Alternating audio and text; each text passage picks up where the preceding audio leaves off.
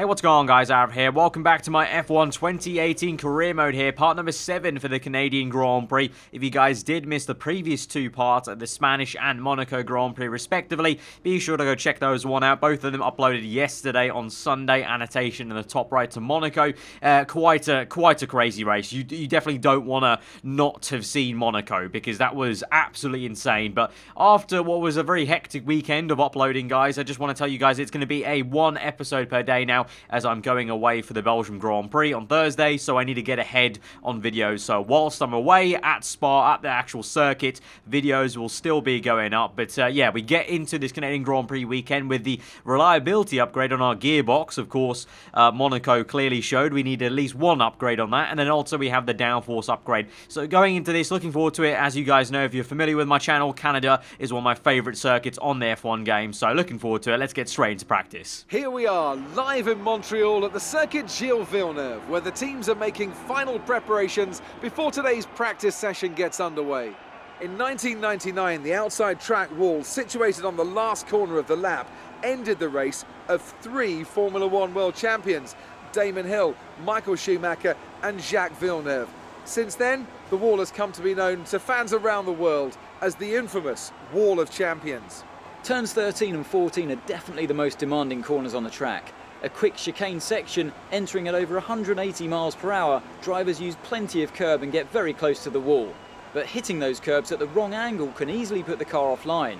You'll see a lot of drivers bail out of committing into turn 13, using the escape road to avoid contact with the wall.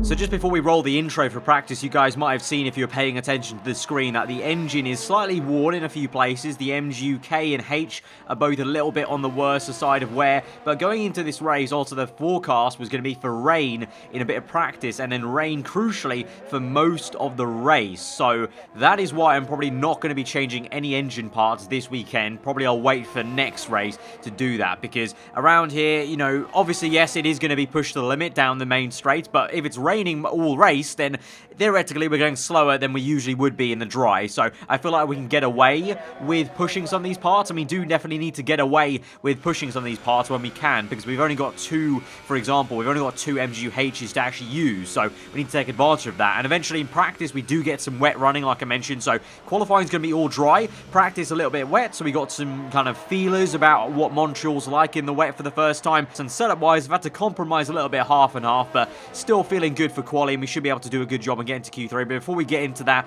let's go into an interview. Good day today. Tell us about it from your perspective. Are you hoping things clear up before qualifying? Feeling a bit daring answering this question, so we'll go with the right-hand side one, be a bit egotistical, a bit flashy. You left some bodywork out there on the track. Were you struggling for grip? And once again, Claire asked me about leaving some paint out there on the track. I'm just going to go with it should buff out, but yeah, again, that decreases the rep. Not ideal to decrease the rep like that again, but it's something that I just can't get away with the game asking me, unfortunately. You saw there also an option's locked. If you guys were wondering about that, when an option is locked, it means you are not experienced enough in F1, or you're not flashy enough, or, you know, sportsmanship-like enough to warrant that kind of answer. So, i.e., if you're a Fernando Alonso kind of character, you know, you've been in the sport for years, you've garnered that respect and that kind of almost stature where you can get away with saying some really kind of out there kind of stuff in interviews like he has done in real life. Those are why those kind of options are kind of locked out, because I've not got to that point in my career yet where I'm able to answer like that. So I just have to go with what I think's best. A little bit of rep decrease. I mean, to be honest, I don't really mind too much, because we'll hopefully bring the rep back with the results. You know, it's cliche, but do the talking on the track a lot of the time. So yeah, let's just get to qualifying then and see how we can go for the grid. Welcome again then, and we hope you're ready for another fantastic session as the teams prepare to unleash their cars for qualifying at the Canadian Grand Prix. When it comes to getting lap time out of this circuit, it's traditionally been about maximising top speed. Do you simply remove as much downforce as possible, hang on into the corners and max out down the straights? Top speed is a key factor for this circuit. Even if you can achieve the same lap time as someone running less wing than you, chances are you'll find overtaking difficult if you have too much drag. So going into Q1 then, like I mentioned, it's going to be dry for this entire Saturday here in Quali. Nice and sunny here at Montreal for now. Of course, the rain will be coming later on in the night, I'm guessing, and then over into Sunday. So had to go compromising on the setup, but it shouldn't affect us too much, because to be honest, so far on the game, I've been going quite balanced with my setup. I haven't been going too extreme because I'd rather be comfortable with the car rather than pushing the max kind of speed setup, which is always the way I kind of run my career mode setups. But so we get into Q2, obviously, just a case of just getting through the session then. And now, for the first time, we run the Hypersofts once again here at Montreal. So that was also on the Ultrasoft tire. So we did a really good job, actually, to be so close to Magnussen on the Ultrasofts there. And so now moving into Q2, the first time we'll run the Hypers, and we'll get a first chance now at seeing where we really stack up Hypersoft v Hypersoft to the rest of the grid. V the McLarens and the Renaults, of course. If you did watch Monaco, we need to bounce back here. I did some kind of miracle to pull back 2 points at Monaco, but now, after being absolutely slapped by my teammate, by him winning the Grand Prix, I need to bounce straight back here at Montreal, and minimum, I've just got to beat him. I'm not asking for any miracle results like he did. I just need to make sure now I'm beating him consistently for the next couple of races, because, after getting a win like that, that's a big high, and it's going to take a lot of good results of beating him to wash away him getting one win, unless I go and win a race. But to be honest, I haven't felt like I'm anywhere personally near to winning a race. I probably might have, had a good chance at Monaco, but obviously self-inflicted gearbox issues. So yeah, but that's Formula 1. It's the rookie season. We've learned a lot already in only 6 races, and so this is going to all be invaluable information going into the rest of the career mode, basically. But now we move across the line. At the moment, though, it's not an amazing first lap time there in Q3. We're behind Magnussen and just ahead of Fernando Alonso. So on our second flying lap, it needs to be better. Down the inside of Lewis Hamilton, bit of an awkward overtake there. But we start our second flying lap then. We've only got literally 30 seconds left in the session, so this is it. We're going to be one of the last cars across the line, as a lot of people ahead of us are already on their flies, so this has to be it. At the moment, we're down in Sector 1. We gained some time back on traction there in Sector 2, and so as the flag drops, everyone has to finish their lap time, of course, and so the pressure is on nice and easy into that chicane, and then we're going to focus on that last chicane, try and get a good run, slingshot, miss the Wall of Champions completely, tight on the line, and then run it to the right-hand side, shortest run to the line, across it, and it is going to be a much better lap time, and that is what we need. P7 ahead of both the Renault, McLaren, and my teammate Magnussen there. Fernando Alonso doing a great job to be ahead of K-Mag, but that's best of the rest. I can't ask for any more. P7, my lucky number. Let's go into another interview. Good day today. Tell us about it from your perspective. It's been a great qualifying session for you. Are you going to carry that momentum into the race? Like I said, we need to beat Magnussen, so yeah, taking the momentum into the race, that's the answer I'll go with. Things are really heating up between you and your rival, aren't they? It's definitely got quite heated, but I'm going to be a bit sportsmanship-like and say, this is what the sport's all about. You had a bit of a rivalry going on, but it looks like he bested you. Now, this question's referring to the fact that I actually lost the first teammate rivalry with Magnussen due to him winning Monaco. Obviously, technically, I did have a worse car than K-Mag because my gearbox went completely bust and his did not. So I'm going to just answer that saying he had a better car. It's a little bit salty, but you know what? I'm going to embrace the little salty, evil kind of demeanor I had at the end of last episode and just answer that. And that's going to give me a rep decrease. Surprise, surprise. Great. Well, that's everything. But we're going to move on then and just get into what is going to be a very difficult, wet Canadian Grand Prix. We're back once again beside the St. Lawrence River here in Montreal for the Canadian Grand Prix. The event first moved to a variant of this track back in 1978. It was won by none other than Gilles Villeneuve, the first Canadian to ever win his home race, and in whose honour the circuit would be renamed. It's a tricky circuit to tackle in wet conditions, with top speed still of critical importance down the long back straight. There are 2.7 miles and 14 corners overall on a circuit that in the dry can see average lap speeds of around 130 miles per hour. We'll be lucky to get anywhere near that today.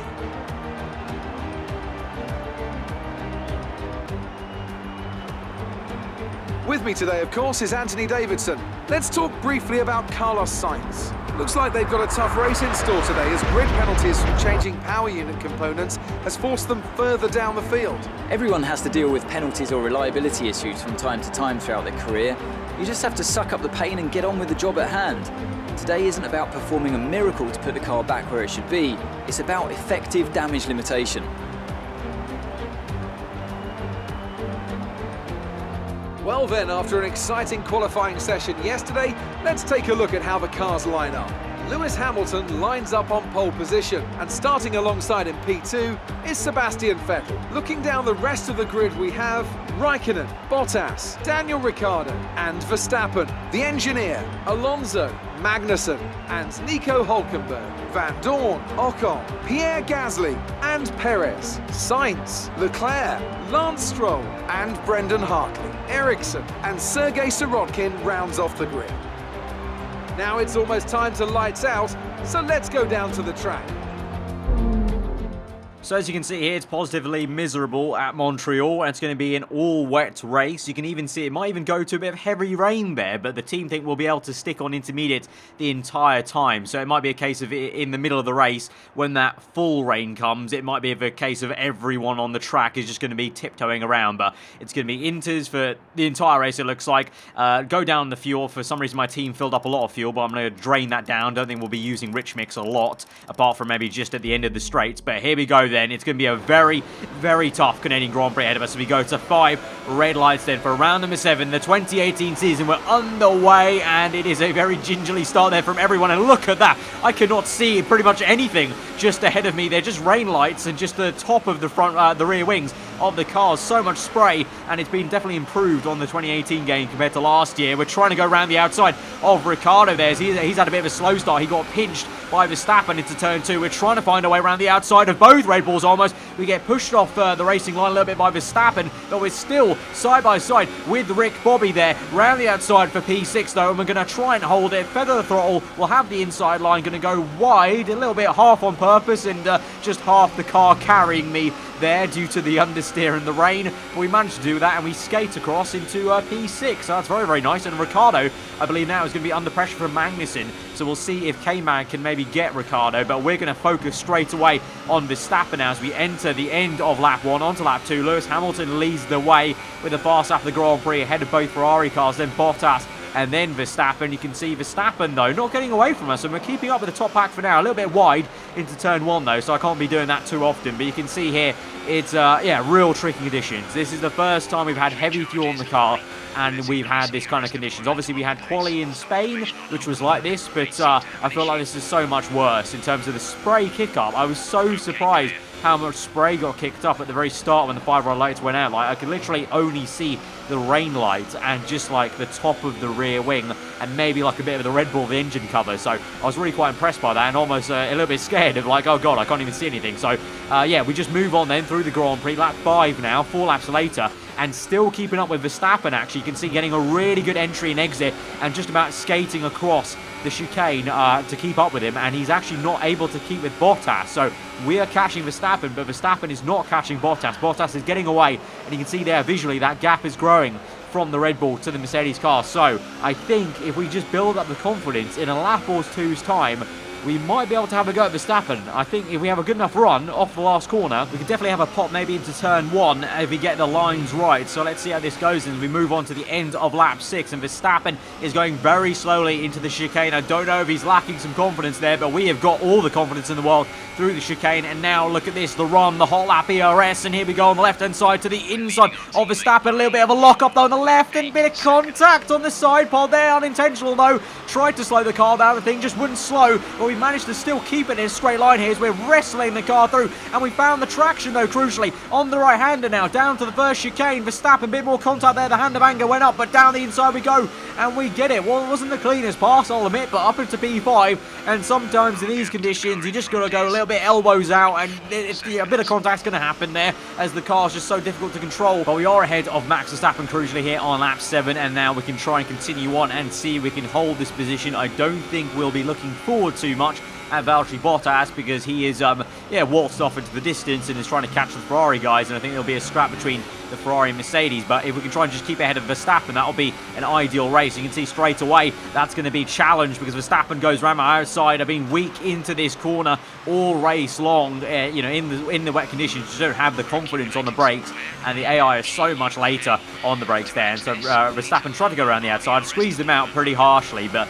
you know, I was well ahead of him, and I have the right to do that. And So Ricciardo now is now ahead of Verstappen, but he might be changing that very soon as Verstappen now onto the new lap on the outside of turn 1, trying to re-overtake his teammate the long way round into turn 1. Contact with Ricciardo, and Ricciardo is spun round, half spin for him. He's on the grass. He's lost positions to Fernando, Alonso, and Kevin Magnussen, but he's going to continue on, but a little bit slow to continue, of course. Didn't expect to be spun properly, and so he's trying to find his bearings again, but it's now K-Mag and Alonso up at the order. Verstappen is through. I'm not too sure if that's going to be any kind of reprimand for him. Of course, I didn't get anything for Verstappen, the move on Verstappen, so I don't think Verstappen himself will be getting anything on Ricciardo. I think that's really just a racing incident. You know, like, again, when you're in these conditions, stuff like that can just happen, and so Verstappen, yeah, just a bit of racing contact there, and Ricciardo's kind of got half round, so that's unfortunate for the Australian there, because he was looking good, actually, but, you know, Verstappen being him, you know, he doesn't want to give up the fight, and straight away he's on it like a car bonnet in these conditions to try and re-overtake his teammate there, and it's kind of worked out in a way. So we come in then for our pit stop, and as well as Alonso and Verstappen. Funnily enough, though, the two Force Indias who were behind us, we haven't seen them so far in this race, but essentially it was myself, Verstappen, Alonso, Magnussen, and then it was the two Force Indias. The two Force Indias have continued on so far, and I don't think they're actually going to be coming in, because if we move on out the circuit, we're in P10 at the moment. Perez is the one ahead of us in P9, and then it's Ocon ahead of him in P8. But as we go on then, on our out lap then, Magnussen will eventually come in on the very next lap on lap 12, as we're going to go nice and easy into the chicane, just go, you know, don't need to risk anything at the moment, because we're still in a prime position, best of the rest pretty much, or even better than that, ahead of both Red Bull cars. And we're across the line, and we're up into P7. Magnussen's come in then. Magnussen is still behind Verstappen, but you can see Perez is still there out in P6, and Ocon is in P5. And I can tell you, they're not coming in for this first set of pit stops. It looks like they're going to stick out and try a one-stop potentially on these Inters. And you know what? Now that I've made my one pit stop, a little bit earlier maybe than the Force Indias, I'm thinking maybe we try that, because I don't think on pure pace I could keep ahead of Verstappen, but if we try the one stop, there may be a chance. Now we've got yellow flags there momentarily with the car retiring, but Verstappen is now going to go on the outside. It's green flags in this sector, and Verstappen is cleanly round us, and you can see what I mean. Like, you know, Verstappen's got the pure pace to overtake me. There's only so many laps I can defend from a Red Bull car in these tricky conditions. So I think if we try the one stop, like the Force Indias, albeit a very skewed one stop by going so much longer in this second set of tyres, I think that's the best possible scenario for us to stay ahead of Verstappen, because I just don't have the pure pace to keep up with him. But here at the moment, saying that ironically, I will try and keep up with him. We've got the ERS in hot lap mode, trying to move on to the right-hand side of the circuit to go down the inside into the chicane late on the brakes, but we've gone too late. It's a lock-up, double lock-up, and we're having to go across the little runoff area and avoid the sausage curb. I'm going to have to give the place back to Verstappen. The game has not told me to do that, but I feel like it's only fair racing that I give Verstappen the place back. But in doing so, I've let Magnussen through, and K-Mag was right up the gearbox of Verstappen, so he's played that like a wily old fox, K-Mag has, to try and get me. But we've re-overtaken K-Mag into turn 2, and now we'll try and re-overtake Verstappen fair and square. I let him back through completely. You know, he was right ahead of me in turns 2, and now we've got him back now into the chicane, and we squeezed him out, and he's gone wide, and now Magnussen is trying to find his way around the outside. Fernando Alonso is right up there, chuff as well, but our teammate goes side by side with Verstappen still in the entirety of Sector 1 almost, and just about out-tractions him there, and he's ahead. So now we've got two Haas cars ahead of both Red Bulls, and Fernando Alonso and the McLaren now might pressurise Verstappen, so that's an absolutely perfect scenario. And now, if we do the one stop, we're looking very, very good, because then it will hopefully be Magnussen that's going to be a bit of a buffer to Verstappen then. And so as we move on through this race, then lap 17 onto lap 18, Ocon is finally in for his one and only stop of the afternoon, and I should think that Perez is going to be in on the very next lap then. So the Force Indias have almost gone about more than halfway through this Grand Prix, so they're definitely doing the one stop, and I'm going to follow them with them, but we're just doing this very skewed one stop. But Perez is in, and we're back up into that P5 that we were in before we made our pit stop there, and you can see Magnussen still behind us, being that buffer. So that's exactly what I'm saying. You know, 2 laps are gone, and Magnussen's still ahead of Max, so that's going to be great for us, because they're going to pit probably, Magnussen and Verstappen. There you go. Verstappen's probably kept out for one more lap, but Magnussen is in, as well as Alonso. The Force India of, I think that's Perez, continues on along with Ocon as well.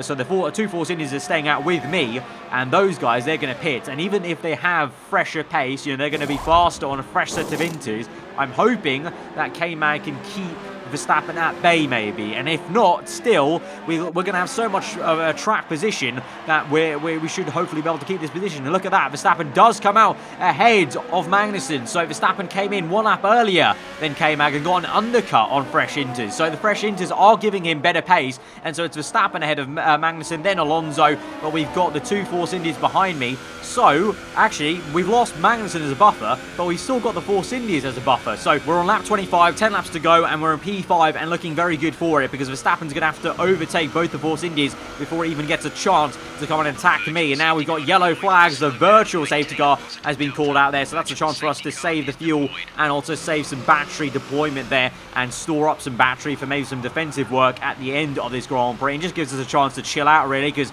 it's been such an intense race. I know the race has flown by in terms of these highlights, but trust me, whilst driving this thing, every lap has been so slow and so intense. And Sebastian Vettel is out of this Canadian Grand Prix. I believe he was actually in the top 2, chasing down Lewis Hamilton for the lead, and he's crashed, I think, out of the race here. So I talked about there being tricky additions, and so Vettel is out of the Canadian Grand Prix, and so we're up into P4 then. We've been gifted that P4, and it's going to be a very lofty height for us now. That's fantastic. So it's not going to be quite the win that Kevin Magnussen had, but it should be, fingers crossed, a really good P4 if it stays like this, and I don't make a mistake myself and put it in the barrier like Vettel has, I'm assuming. I mean, it was Hamilton, then Vettel. Like I said, he was in second place. He was trying to chase down the lead, and look, he's actually within 1 second of Hamilton. So that's going to be so more infuriating for the German that he was so close to maybe even getting a race win here at Montreal. We've got the Renault that's come out of the pit lane, I think that is,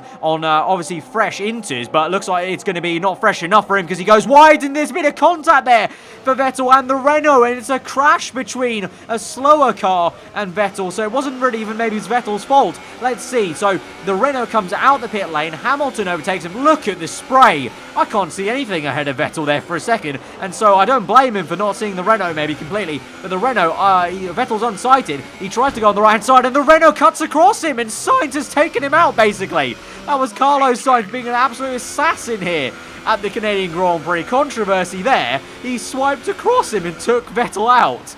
Okay, that's a little bit awkward. So we'll see if Sainz has a penalty at the end of the race then, maybe.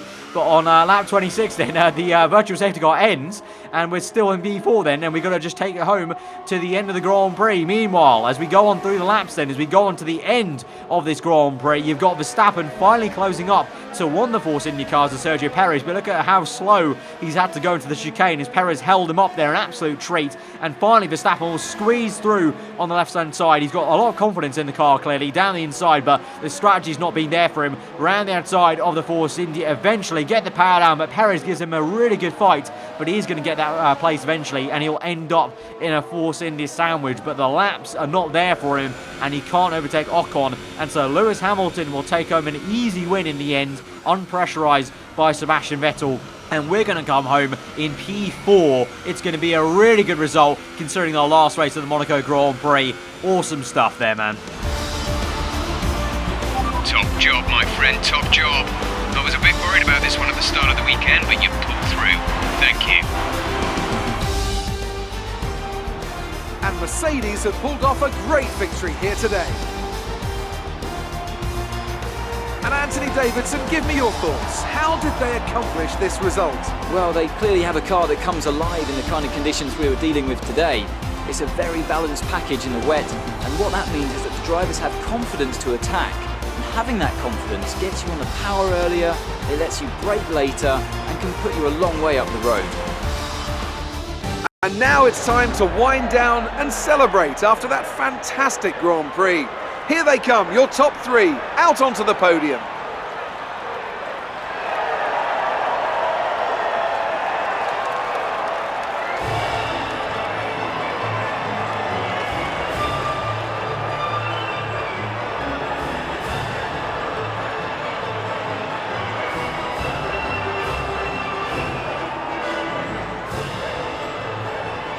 So, like I said, it's not quite the win at the Monaco Grand Prix that our teammate got last race, but nonetheless, it's a really good result for us. P4 ahead of Verstappen and Ricciardo. K-Mag beats Ricciardo. You can see in the Drivers' Championship, though, even though he got that 4th place, because Magnussen's win took him up so far up the order, he's still well ahead of me in points. I've got a lot of work to do to actually catch back up to Magnussen in the Drivers' standings, but constructors-wise, as a pairing, we're at the moment ahead of Red Bull Racing now. So we're doing really well. I think we're well above expectations in this championship so far, but you can clearly see I've still got a mountain to climb if I want to try and catch Magnussen back in the championship. But now an interview. Amazing performance out there. You must be really happy. You really looked in control of your car out there. Your team must be thrilled. Of course, very, very thrilled. Going to dedicate this to the fans out there that didn't stop believing after You were Monaco. cutting your way through the field during the race. So I had a bit of a tricky one to decide which answer I should go with here, but considering the chassis upgrades have been coming thick and fast, I thought I would compliment the chassis side. The car was very nimble today. How do you feel the weather affected the outcome today? And this is a no-brainer. Got to go with the cheeky, egotistical answer. Didn't dampen my spirits, and we're looking good out there. Do you think that you learned a lot from your rivalry? So final opportunity then to talk about the chassis perhaps. So we're going to go with the right-hand side option and say we need to work on the car handling. Ultimately, that's been, you know, what's the races come down to sometimes. Great. Well, that's everything. Right, and that rounds out the teammate challenge then. You can see on the left-hand side, we are going to finally confirm that I think I'm going to be losing this rivalry there. Yeah, you can see rivalry lost. We are leading the rivalry with Carlos Sainz, though. He was nowhere in this race, but yeah, unfortunate. For the first time in absolute ages, I've lost a teammate rivalry in the first ask there, so gonna have to bounce back. Obviously we'll have another go at facing Magnussen now. We have another stint of a teammate rivalry, so let's try and beat him this second time around by taking this momentum of 4th place through to the next fight. But the team rep has gone up quite a bit, obviously, by that good result, and so finally I think next episode we'll be able to change out some of these internal combustion engine parts and kind of get some new fresh ones, so hopefully the engine will be feeling rather well, fresh in the next race. And in terms of upgrades, I wasn't really too sure what to do because we've already got a pending major chassis weight reduction upgrade. I didn't fancy upgrading the aero engine, to be honest, because I really want to dive into the chassis, and also at the same time the only aero upgrade I could do was also a major aero, so that's a bit too many points for my liking to spend on downforce at this stage of the season and where the car is. So I thought I'd just go with the reliability upgrade of the MGU-H, because that was the part that was really the next one that was really wearing out quite a bit in that race. You didn't see it, but a lot of the time my engineer was telling me throughout that entire Canadian Grand Prix, stop using ERS so much because the MGU-H is wearing out quite a bit. So I feel like we should go for a reliability part in that kind of sector that will help us avoid maybe a penalty at the end of the season there. You know, a lot of the AI have already taken penalties for changing parts. Hopefully we can try and avoid them as best we can. So we're going to go with that reliability upgrade. And with that, we're going to end off this episode then for the Canadian Grand Prix. So guys, if you have enjoyed it, smash that like button. Let me know what you thought in the comments below. If you are new around here, do get subscribed for weekly full-on content. I've been over home today, and I'll see you guys next time. Goodbye.